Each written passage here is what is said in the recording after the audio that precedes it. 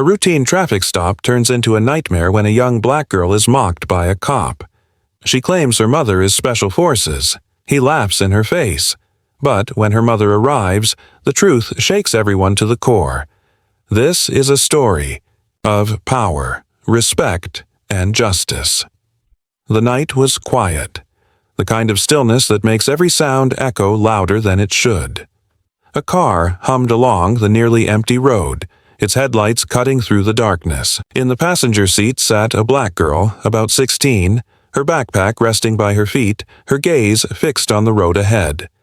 Her aunt, tired from a long day of work, kept her hands steady on the wheel. They were almost home when flashing red and blue lights suddenly appeared in the rearview mirror. The aunt sighed heavily, pulling the car to the side of the road. The patrol car came to a stop behind them, its lights painting the inside of their vehicle in harsh streaks of color. The aunt whispered, "Just stay calm," though her voice betrayed the unease she felt. A uniformed officer approached slowly, tapping the side of the car with his flashlight before leaning down to the window. He put on a thin, professional smile, asking for license and registration, claiming the reason for the stop was a broken taillight.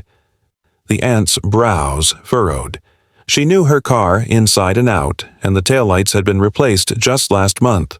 Still, she said nothing, only nodding and reaching for her documents. At first, the cop's tone was calm, even polite, but it shifted the moment his eyes landed on the girl in the passenger seat. His flashlight lingered too long on her face, his expression tightening as if her very presence irritated him. He leaned in closer, the beam flashing directly into her eyes. "And who's this?" he asked sharply, though it wasn't really a question. The girl squinted, lifting her chin with quiet dignity. The aunt answered carefully, "My niece. I'm just driving her home from school." But the cop wasn't listening. He narrowed his eyes at the girl, circling his flashlight around her, as if searching for some hidden guilt. "You look nervous," he muttered. "Mind stepping out of the car for me?" The aunt stiffened, her hand tightening on the steering wheel. "Is that necessary?" she asked, trying to sound respectful. The officer's polite facade cracked. "Yes, it's necessary, unless you'd like to make this more difficult." His tone held the weight of a threat. The girl hesitated but unbuckled her seatbelt slowly, her calm movements standing in sharp contrast to the officer's aggression. As she stepped out, the night air felt heavier, colder. She looked him in the eye and said in an even voice, "You shouldn't treat us this way. My mom's in the U.S. Special Forces." For a moment, there was silence. Then the cop barked out a laugh, loud and mocking, like she had just told him the funniest joke of his life. "Special Forces? What is this, some kind of movie?" He circled her slowly, sneering. "Come on, kid. Your mom scrubbing floors doesn't make her a soldier. Don't play games with me." The girl didn't flinch. Her face remained composed, her eyes steady. "She's trained," she repeated, her voice strong despite her age. "She'll be here soon." The cop tilted his head back and laughed again, this time louder, deliberately. He wanted everyone to hear. He turned toward his patrol car, pressing his radio and calling for backup. His voice dripped with sarcasm as he spoke into the mic. "Got a situation here. Passenger claims her mommy is in the Special Forces. Might need some extra units to deal with this top-secret military family." Static crackled back, confirming support was on the way. When he turned back to the girl, his smile was cruel. "You really think that line's gonna save you? That I'll back off because you made up some fantasy? No, sweetheart. Tonight you're going to learn that lying only makes things worse." A second patrol car pulled up, then another, their headlights flooding the road. Doors slammed, boots crunched against gravel, and soon 2 more officers joined the scene. The first cop wasted no time spreading the story, his words dripping with derision. "Get this. She says her mom's in the Special Forces. Can you believe that?" The other officers chuckled, shaking their heads, and one muttered something about kids watching too many action movies. The girl stood her ground, her hands at her sides, her posture almost military. She wasn't smiling, wasn't crying, wasn't begging. Her silence unsettled them more than her words had. The first cop leaned closer again, trying to provoke her, his flashlight just inches from her face.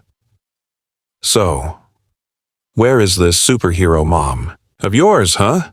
Flying in from a secret mission? Parachuting down from the clouds?" His laughter roared again, joined by the others. But still she didn't waver. Her aunt watched from the car, her knuckles white as she gripped the steering wheel, terrified but unwilling to interrupt. The girl simply repeated, with the same calm certainty as before, "She'll be here soon." The laughter of the officers echoed across the empty road, a cruel chorus in the night. They treated it like a performance, mocking her in front of each other, trying to make her break. But there was something about the way she stood, something about her unflinching tone, that planted a seed of doubt in their minds. For now, though, they pushed it aside, too caught up in their own arrogance to see what was coming. The night grew heavier as more squad cars lined the roadside, their flashing lights reflecting off the girl's calm face. She stood in the center of it all, small in stature but unshaken, her presence almost unnerving. The lead cop stepped closer, squaring his shoulders like a predator circling prey.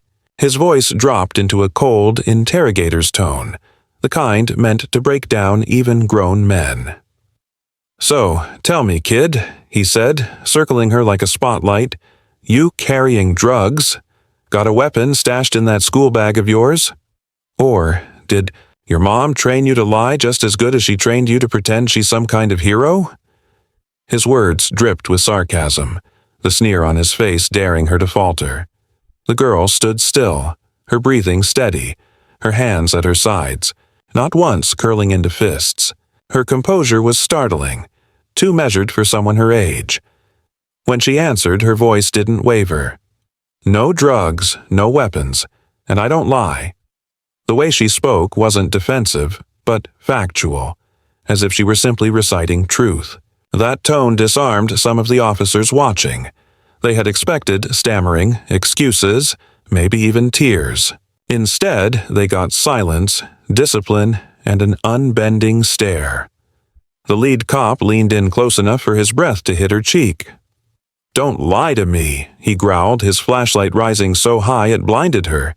She didn't blink. She remembered, her mother's words echoing in her head like a steady drumbeat.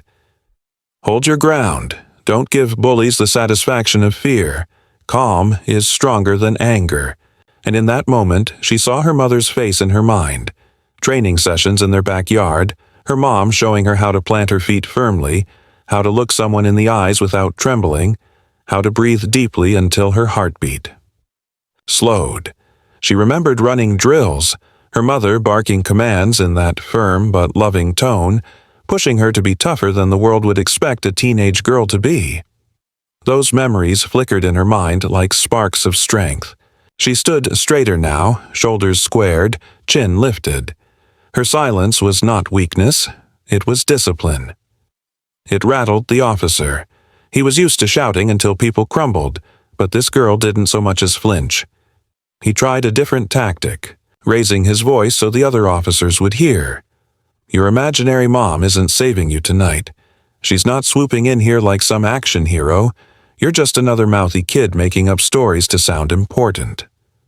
His laughter came, sharp and ugly, meant to cut into her confidence. Still, she did not waver. She tilted her head slightly, her calm gaze fixed on him. And then, with the same even tone she had carried all night, she said only, "You'll see. She's already on her way." That simple sentence carried weight, a quiet certainty that unsettled the circle of men around her. For the first time, their chuckles faltered. One officer shifted uncomfortably, muttering under his breath, "What if she's telling the truth?" Another rolled his eyes but avoided looking directly at the girl, as if afraid of what her steady confidence implied. Doubt began to creep in, threading its way through the group like smoke. They had come expecting entertainment, another teenager broken down by authority, but what they saw instead was someone holding her own with the composure of a soldier. The Lead cop barked at his colleagues, trying to pull their attention back. "Don't start with that nonsense. She's bluffing. That's all." But his words sounded less convincing now, even to himself.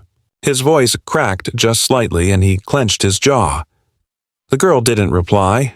She didn't need to. Her silence carried more strength than any insult could. The officers found themselves watching her more closely now, their earlier laughter dying away. In the air between them, the power seemed to shift. She wasn't shrinking under their authority. She was forcing them to question their own. The lead cop tried one last time, stepping so close his boots nearly touched hers. His words came out through clenched teeth, meant only for her.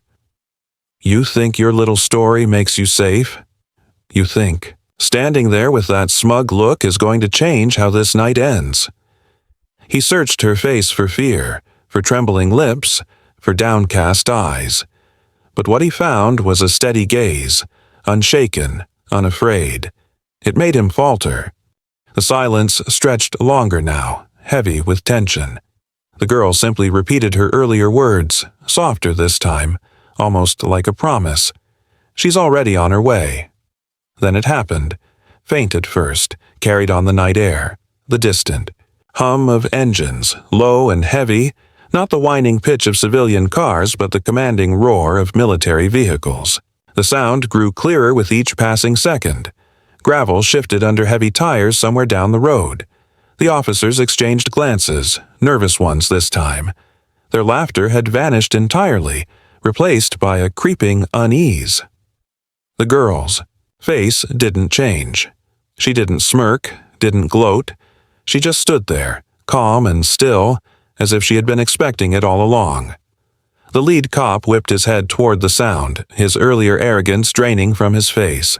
And then came the unmistakable rhythm, the synchronized pound of boots hitting asphalt, crisp and commanding, like thunder rolling closer. The sound of order, of power, of discipline marching straight toward them. For the first time all night, the officers fell silent. The mocking was gone, the taunts forgotten.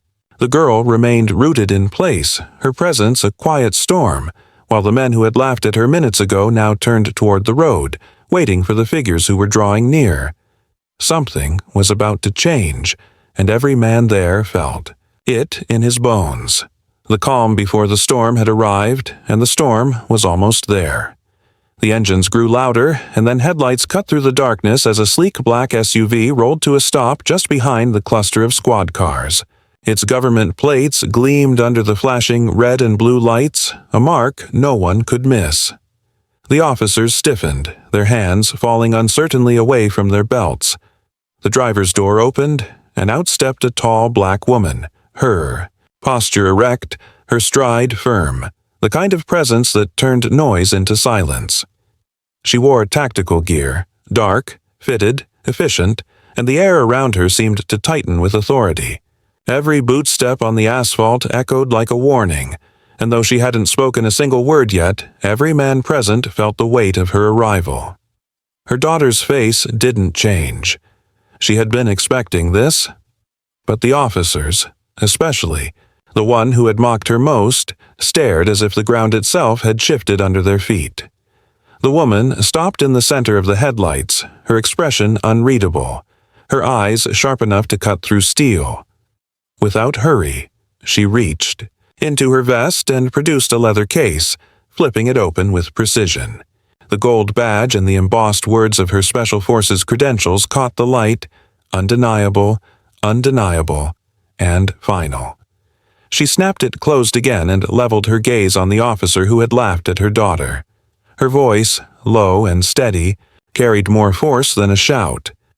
"You've made a grave mistake tonight." The words landed heavy. The officers instinctively took a step back, glancing at each other with wide eyes. One of them whispered under his breath, not softly enough, "She's real. She's Special Forces." Another shook his head in disbelief, muttering, "We laughed, and she wasn't lying." The mocking cop, the one who had strutted with arrogance minutes earlier, felt the blood drain from his face. His jaw slackened, his tongue stuck dry in his mouth. He had scoffed at the girl, ridiculed her, made a show of her words, only to find that every syllable had been the truth. The girl broke her stillness, taking a step forward. For a moment it looked as though she might leap into her mother's arms, but she stopped short. Her mother didn't open her arms either. Instead, she gave her daughter a single, sharp nod. Her lips pressed into the faintest line of pride.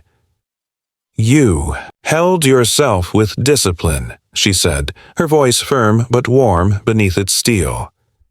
"I taught you well." That small acknowledgement was worth more than any embrace, and the girl straightened, her chin lifting proudly at her mother's words. Then, the woman turned, her attention locking back onto the officer who had humiliated her child. The weight of her stare pinned him in place like a target. She stepped closer, her movements deliberate, controlled. "State your name and badge number," she demanded.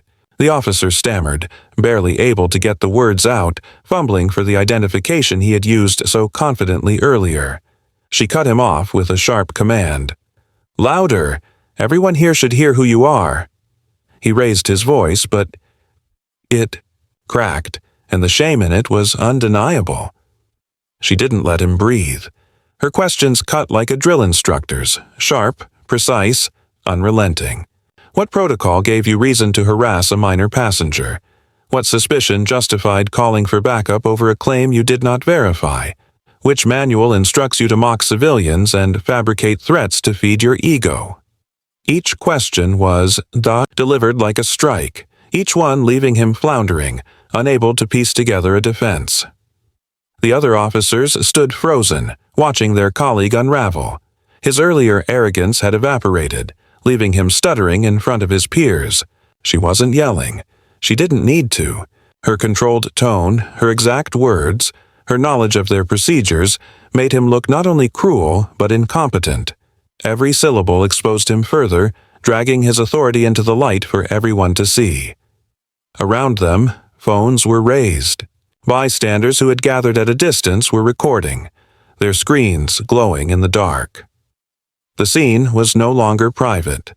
The image of a disciplined Special Forces officer dismantling a local cop with nothing but her words was being captured, from every angle. The lead cop shrank under the scrutiny, sweat forming at his temples. He tried to laugh it off, mumbling, "It was just a misunderstanding." But the words sounded pitiful, even to his own ears. The woman stepped even closer until her shadow fell across him, taller, sharper, more commanding than the flashing lights behind her. "You didn't misunderstand," she said coldly. "You abused your power. You mocked my daughter, and now the whole world will see it." Her words hit with the force of a gavel, final and inescapable. The other officers shifted uncomfortably, some looking down at their boots, others staring at the ground. They knew what this meant. It wasn't just a complaint that could be buried. It wasn't a situation they could laugh off. It was a failure exposed, undeniable, broadcasted live by the dozens of glowing screens held by witnesses. And at the center of it all stood a woman whose mere presence silenced them, whose authority they could not challenge. The girl stood beside her mother, calm as ever, though inside her chest her heart swelled. Not because her mother had arrived like a rescuer in a story, but because everything she had been taught about discipline, about standing tall, about never bowing to intimidation, had carried her through the storm until this moment. She hadn't broken, and her mother had seen it. That was the true victory. The mocking cop, now pale and trembling, lowered his eyes, unable to withstand her stare. The strength he had pretended to have earlier was gone. He was small now, smaller than the girl he had tried to belittle, and the crowd watching knew it. The Special Forces officer didn't raise her voice, didn't touch him, didn't need to. Her presence was enough to strip away every ounce of false authority he had wielded. Phones kept recording. Whispers filled the air. Whispers of respect, of awe, of disbelief that one woman could command so much without firing a shot or raising a fist. The balance of power had shifted entirely, and there was no going back.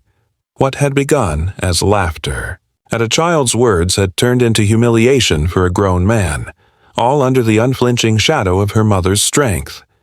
The flashing lights still pulsed against the night when another vehicle pulled up, this one unmarked but official. Out stepped two stern-looking men in suits and a woman with a clipboard, their presence sharp and efficient. Internal affairs. They moved with quiet authority, their eyes scanning the scene before landing on the Special Forces officer who had made the call. Without hesitation, she handed over her credentials, her words clipped and precise. "I want this officer investigated immediately for misconduct and abuse of power." The lead investigator nodded, already pulling a small recorder from his pocket. The once cocky cop shifted on his feet, sweat gathering at his brow. The bravado he had carried earlier was gone, replaced by a nervous tremor that betrayed his fear of what was coming. The scene shifted quickly. What had started as a spectacle of mockery now turned into an open inquiry. Officers who had stood, shoulder to shoulder with their colleague, began to separate from him, stepping back as though afraid his downfall might spill onto them. The Special Forces mother stood tall in the center, her presence unshaken as Internal Affairs began noting every detail. They took witness statements, collected badge numbers, and documented the accusations. For the mocking cop, each word spoken around him was another nail in the coffin of his career. At the edge of the road, a crowd had grown. Neighbors, late night, passers-by, and those who had stopped when they saw the flashing lights.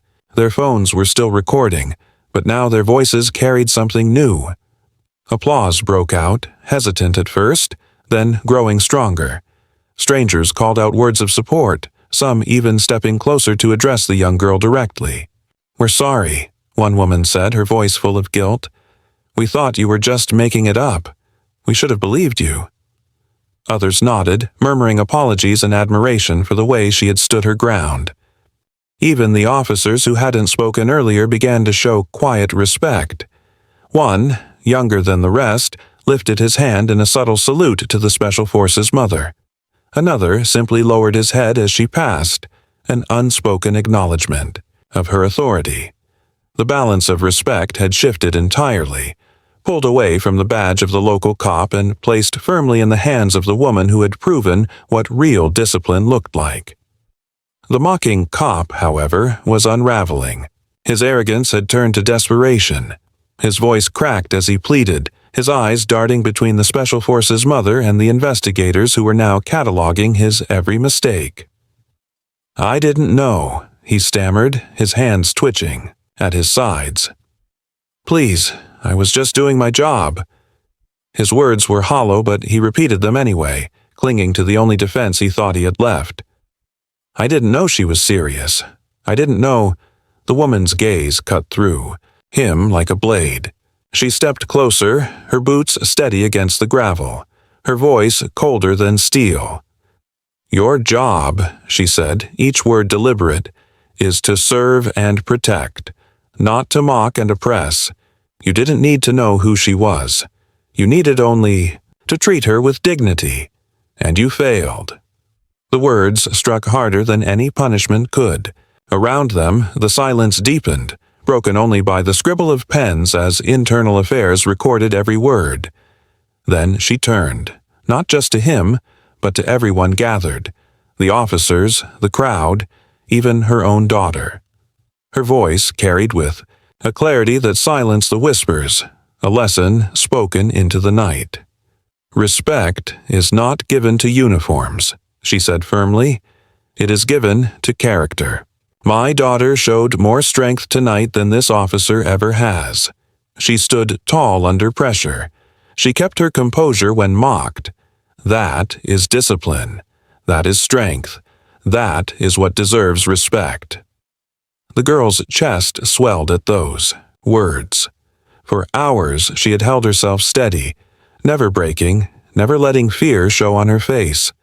And now, hearing her mother's recognition, she felt a warmth spread through her chest, It wasn't pride in humiliating the officer, nor satisfaction in the crowd's applause. It was the quiet joy of knowing she had lived up to her mother's teaching. For the first time that night, her lips curved into a smile, subtle but unshakable. The mocking cop's shoulders slumped, his fight gone. He no longer tried to defend himself, no longer tried to laugh or sneer. He knew it was over.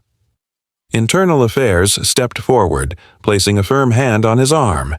He wasn't being taken away by criminals, but by his own department, his authority. Stripped, his arrogance shattered. The sight of him being led off in handcuffs was met not with cruelty but with justice, the sense that balance had been restored. The crowd began to disperse slowly, whispers turning to conversations about what they had witnessed. Some shook their heads in disbelief, others spoke of the girl's courage, but all left with the same image burned into their minds. A young girl standing strong and a mother whose authority needed no weapon, no raised voice, only truth. The flashing lights dimmed as squad cars pulled away, leaving the quiet road to the night again. The Special Forces mother placed a hand briefly on her daughter's shoulder, the gesture small but full of meaning. No words were needed between them. The girl's smile widened just a fraction, knowing she had earned that simple touch of approval. They walked toward the black SUV together, their figures silhouetted against the last of the fading lights. And then the voice of the narrator cut through the fading scene, steady and sure. Power isn't about force. It isn't about the weight of a badge or the volume of a voice. Power is discipline. Power is respect. Power is dignity. Tonight, one girl's truth turned laughter into silence and reminded everyone that real authority comes not from fear, but from character. The camera of the night closed there, leaving behind the echo of boots on asphalt, the weight of a lesson carved into the air, and the quiet smile of a girl who had proven herself stronger than anyone expected.